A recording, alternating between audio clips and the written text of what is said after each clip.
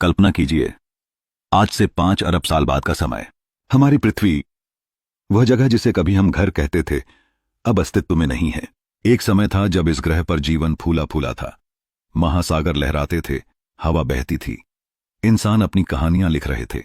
लेकिन अब सब कुछ बदल चुका है। हमारा सूर्य, जो हमें रोशनी और ऊर्जा देता था, अब बूढ़ा हो चुका है। जैसे जैसे यह अपने जीवन के अंतिम चरण में पहुंचा, यह एक लाल दानव, रेड जायंट बन गया। धीरे धीरे इसका आकार इतना बढ़ गया कि इसकी ज्वलंत गैसों ने पहले बुध, फिर शुक्र और अंत में हमारी पृथ्वी को भी निगल लिया। अब पृथ्वी का नामो निशान मिट चुका है। क्या कोई हमें याद करेगा? क्या कोई जान पाएगा कि यहां कभी जीवन था?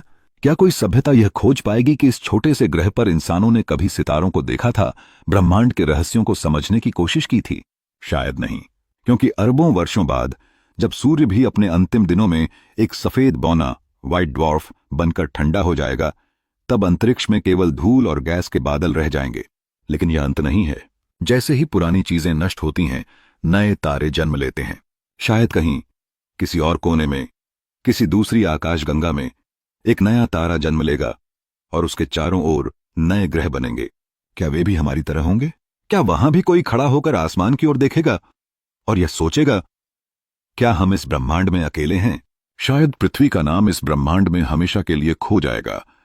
लेकिन जो सबसे महत्वपूर्ण है वह यह है कि हमने देखा, हमने समझा और हमने सोचा। हम ब्रह्मांड के छोटे से कोने में कुछ ही समय के लिए लेकिन मौजूद थे। और शायद यही सबसे बड़ी बात है। हम ब्रह्मांड की धूल से बने हैं और एक दिन फिर उसी में समा जाएंगे। लेकिन हमारी कहानियां अनंत काल तक गूंजेंगी।